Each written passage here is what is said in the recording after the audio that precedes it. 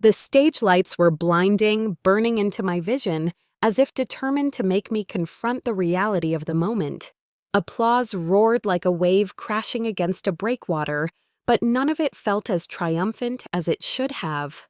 My fingers brushed over the cold edge of the National Investigative Journalism Award in my hands. I should have felt victorious, validated, after years of grueling work, sleepless nights, and constant danger. Yet all I could see were the 4 empty chairs in the front row. They had been reserved for my family, and their absence was louder than the ovation echoing around me. My name is Clara Morgan, 29 years old, and tonight was supposed to mark the peak of my career. But instead of sharing it with the people who mattered most, I was left staring at emptiness. A soft vibration rattled inside my clutch. I slipped my phone out, half hoping it was a late message of encouragement, but what appeared froze me. A notification, a tagged photo on social media from my cousin Lily. She and I had never been particularly close after the family moved away, but she had always maintained some distant connection through posts and tags, much to my parents' disapproval. The photo opened and the world seemed to tilt. My mother, father, and younger brother Julian smiled broadly, bathed in golden light on a tropical beach, cocktails raised in a celebratory toast. The timestamp was merciless. 2 hours ago. The caption stung even more perfect family vacation day. It wasn't that they had forgotten, they had chosen not to come. I felt the weight of the metal in my hand turn into something hollow, almost mocking. Years of investigation into corruption in the city's housing contracts had consumed my life. I had chased leads into alleyways at midnight, sifted through mountains of fraudulent documents, and endured threats that would have made anyone else back down. Yet on the one night my work was recognized, my family celebrated elsewhere. I forced myself through my acceptance speech, the words stumbling out without passion. The applause that followed felt mechanical, disconnected, as though it belonged to someone else. When I stepped off stage, a coordinator intercepted me with a glass of champagne. "Someone asked me to give you this," she said, her smile polite but unreadable. I accepted the glass absently, only noticing after a moment that a business card was stuck beneath the stem. No name. Only an address, Elmwood Drive. Underneath, typed in clean black letters, "The truth about why they're not here tonight." The address jolted me. It was our old family home, the place we had abandoned abruptly when I was 12. For years, I had never questioned why. My parents had spoken vaguely of new opportunities and better schools, and I, being young, had accepted it. But seeing that house's name printed in stark letters dragged old memories to the surface. Across the reception hall, I spotted a tall man in a sharp gray suit. His posture was too deliberate, his gaze too fixed. When our eyes met, he offered the briefest nod before disappearing into the crowd like smoke. Something inside me recognized him. Not his name, but his presence. He had lingered on the edges of city council meetings during my investigation, never speaking, always watching. My phone buzzed again. This time it was my mother calling. The sound rang in my hand like a cruel joke. A family who had chosen cocktails over me now wanted to speak. I silenced the call and slipped the card into my clutch. Outside, the night air wrapped around me cool and grounding.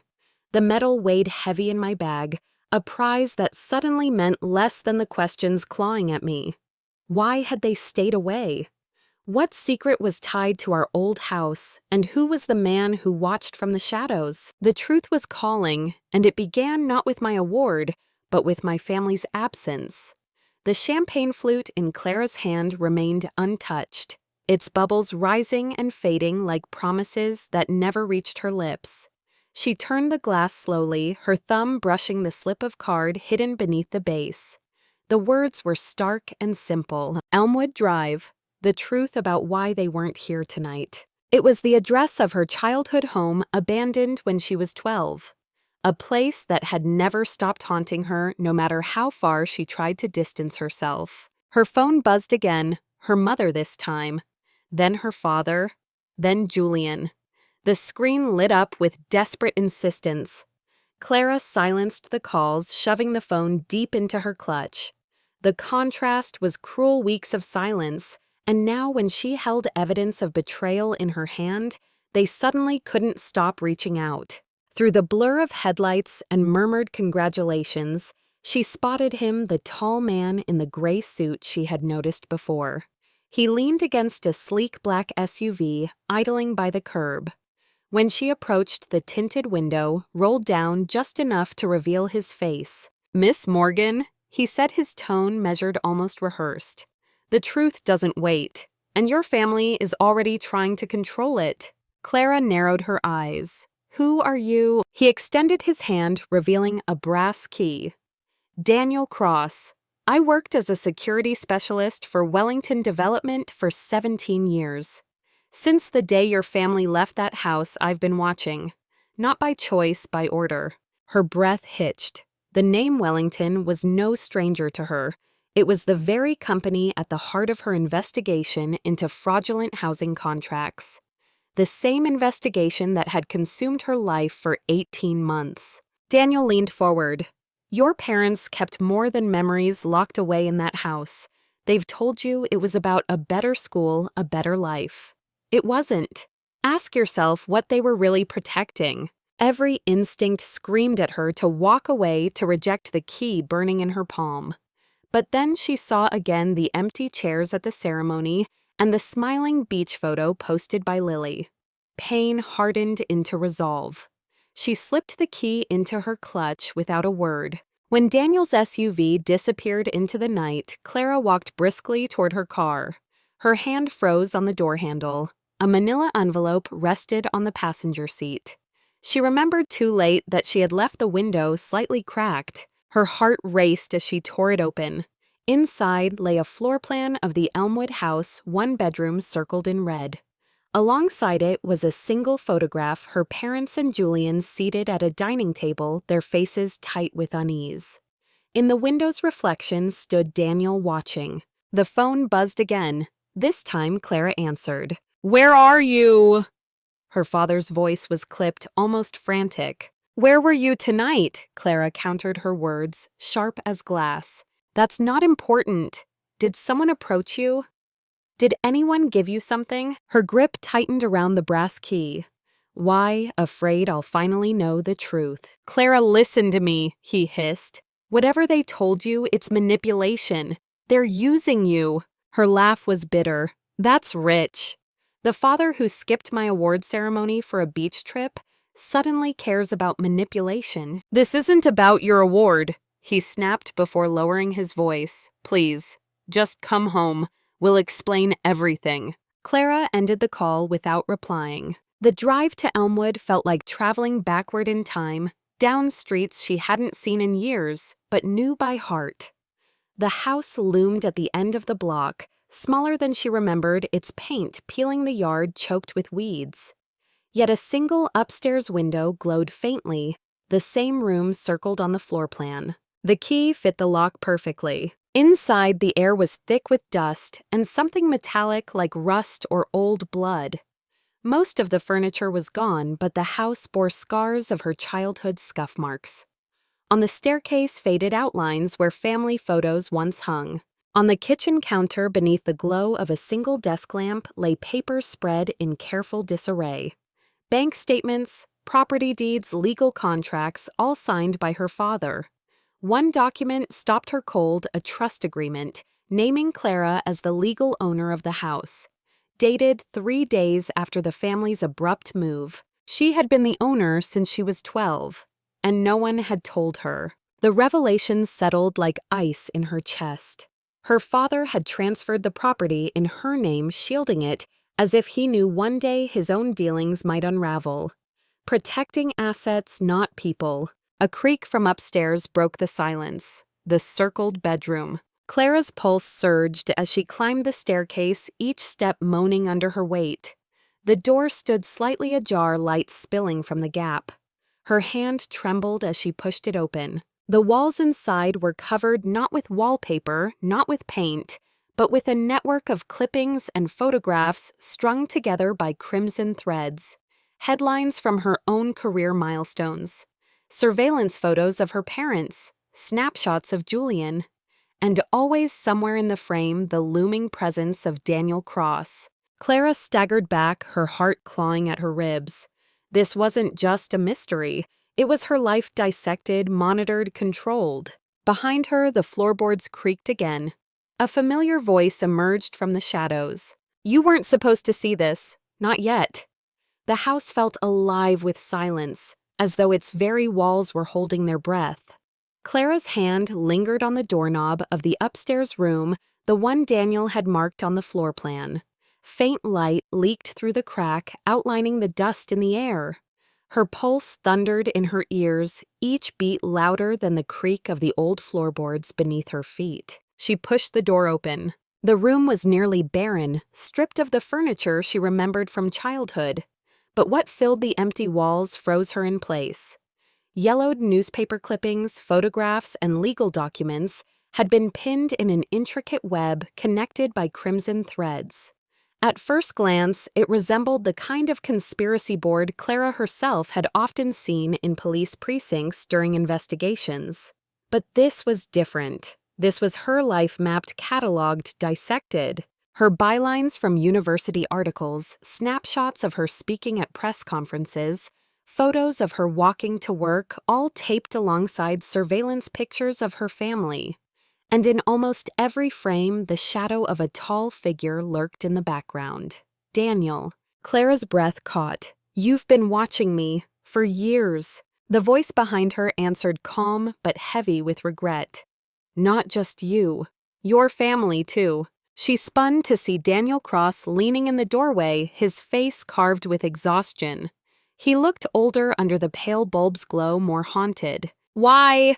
Her voice cracked into a whisper, not because she feared him, but because she feared the answer. Daniel stepped into the room slowly, as though he didn't want to scare her. 17 years ago, after your family left this house, Wellington Development hired me. They wanted insurance eyes on your father. My orders were clear: watch report, and make sure he never forgot the deal he struck. Clara shook her head violently. "No, my father worked in insurance. He did." Daniel interrupted softly. He was Wellington's financial advisor. When irregularities threatened to expose their fraud, they gave him a choice: take the fall or bury it. He buried it, and I was brought in to ensure his loyalty. The words hollowed the air. Clara felt her chest tighten as though the walls were pressing in. She moved to the old wooden trunk against the far wall, its lock rusted with time. With trembling hands, she forced it open. Inside lay stacks of financial records, contracts signed by her father's hand, and USB drives labeled with dates spanning nearly 2 decades. One folder, thick and ominous, bore only her name, Clara. She opened it. Surveillance shots spilled out her at high school graduations, her walking home at night in college, even her first day at the city paper. Images stolen from the margins of her life, proof that she had never truly been alone. "They've been watching me," she whispered, bile rising in her throat. Daniel's voice lowered. "Your father made a bargain. They promised you'd be safe as long as he cooperated. But when you started your investigation, Wellington panicked. They pressured him, reminded him of his obligations. That's why they didn't come to your awards ceremony, Clara. It was a performance, a warning." Her stomach turned as pieces clicked into place. The empty seats, the smiling beach photo, the frantic calls afterward. It hadn't been neglect, it had been compliance. Her phone buzzed violently in her pocket. She pulled it out to see Julian's name. A text glowed on the screen. "They're coming to the house. Get out now." Clara's gaze darted to Daniel. "Why are you helping me?" His answer came without hesitation. "Because I've spent half my life keeping a family in chains, and I can't stomach it anymore. I've gathered evidence enough to tear Wellington apart, but I can't do it alone." He held out a flash drive, his hand steady, despite the tremor in his voice. "It's all here, recordings. Testimonies, copies of your father's first statement before he recanted. Use it. Finish what you started. Headlights washed across the room as a car pulled into the driveway. The rumble of doors slamming shut vibrated through the floorboards. "They're here," Daniel said grimly. Clara tucked the flash drive and a handful of documents into her bag just as the front door burst open. Heavy footsteps pounded up the stairs. Her parents appeared in the doorway, their faces etched with fear and anger. "Clara, stop!" Her father barked, his voice sharper than she'd ever heard. She faced him squarely, fury steadying her. 17 years of lies, and you still think you can command me?" Her mother's eyes brimmed with tears. "Please listen. We did this to protect you." "Protect me," Clara snapped. "By letting them stalk me through every chapter of my life. By sitting on a beach while I stood alone on the most important night of my career." Her father's jaw clenched. "You don't know what these people are capable of." "I do," she said coldly. "I've been uncovering their rot for 18 months, and now I know who helped them bury it." She held up the flash drive. "Including you." His face drained of color. "If you publish that, Clara will lose everything." She stepped toward him, her voice steady with conviction. "You already lost me." For a long moment, the room was nothing but ragged breathing and the weight of history pressing down. Then her father's shoulders sagged, his voice breaking. "If I testify, if I give them everything, will you at least let me try to make this right?" Clara hesitated, the fire in her chest clashing with the faintest spark of compassion. "It's not about making it right for me. It's about telling the truth. For once." Her mother reached out, tears streaking her cheeks. "Clara, please, don't destroy us." Clara shook her head. "I'm not destroying us. Wellington did. You helped them. I'm just refusing to hide it anymore." She turned for the door, her father's voice following her down the stairs. "You'll never forgive me." Clara paused at the threshold, night air rushing cool against her skin. She didn't look back. Forgiveness isn't the point. Accountability is. With the flash drive clenched in her fist, she walked into the darkness, leaving behind a house filled with ghosts, lies, and the family she had once thought unbreakable. 3 days later, Clara's article hit the front page. Corruption scandal widens, whistleblower comes forward. The whistleblower was her father. After 12 hours locked in her editor's office, he had finally broken, confessing the deals, the kickbacks, and the cover-ups that had chained their family for 17 years. His testimony, traded for immunity, shattered Wellington Development's shield of silence. The fallout was swift. 3 city officials were indicted. The company's CEO faced federal charges. And the Morgan family lost nearly everything: properties, accounts, even their beach house seized as evidence of laundered wealth. Clara stood in the empty living room of Elmwood Drive, the house she had legally owned since she was 12, watching movers haul away the last pieces of surveillance equipment. Daniel Cross supervised quietly, his sharp eyes dulled by years of guilt. "You kept it all running this long," Clara said. He shook his head. "No, I only kept it alive long enough to hand it over. Now finally it's done." His immunity deal spared him prison, but not the weight of what he had done. Clara could see it in the lines of his face. She wondered if his penance would ever be enough. Outside, the garden was alive with motion. Her mother knelt in the soil, planting flowers as if trying to reclaim something ordinary, something clean. Julian carried boxes from the car, setting them down on the porch one by one. The family, stripped of its comforts, had no choice but to return here, to start again in the shadow of truth. Clara placed her journalism award on the mantel of her upstairs room, now transformed into her office. The medal gleamed not as a hollow token, but as a reminder of the cost of truth. That evening over dinner, her father sat across from her, shoulders heavy. For a long time, neither spoke. Finally, Clara broke the silence. "I forgive you," she said softly. Her voice was steady, but her chest still carried the weight of betrayal. "But trust will take longer." Her father's eyes closed briefly as if the words struck harder than any accusation. He nodded, accepting this new fragile reality. Her mother reached for Clara's hand, tentative. This time, Clara let her. Later, she and Julian talked for hours, unraveling his role. He admitted he had suspected something for years, but never had the courage to confront their parents. His text warning her to leave the house had been his first act of defiance. Clara didn't blame him. Instead, she saw him as another casualty of the silence their father had chosen. Even Lily, her cousin, called to apologize. The beach photo, she explained, had been posted without knowledge of Clara's ceremony. A thoughtless gesture, but not a malicious one. Clara accepted the apology, though the sting remained. The Morgans had lived in comfort for nearly 2 decades, but always on borrowed time built on deception. Now they faced the truth barehanded. Shame clung to them like a second skin. But Clara knew that was necessary. Truth was heavy. It was supposed to be. That night, she returned to her laptop. Fingers poised over the keys, she began drafting her next investigation. For the first time in years, she felt clarity.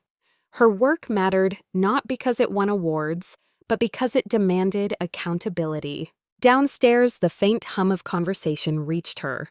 Her family was talking, not hiding. Perhaps that was the beginning of something. Not redemption, not yet, but something. Clara looked at the metal glinting in the dim light of her office. She thought of the empty seats at the ceremony, the lies, the fear, the confrontation. And then she thought of now the truth laid bare, the consequences endured, and the faint possibility of rebuilding. It wasn't perfect revenge. It wasn't a clean victory, but it was real. And for Clara Morgan, that was enough. Thank you so much for listening to today's story. If this story resonated with you or made you reflect, I'd love to hear your thoughts, so feel free to share them in the comments below. And don't forget to like, subscribe, and hit the notification bell so you won't miss the next story. I'll see you next time as we continue exploring more journeys and lessons together.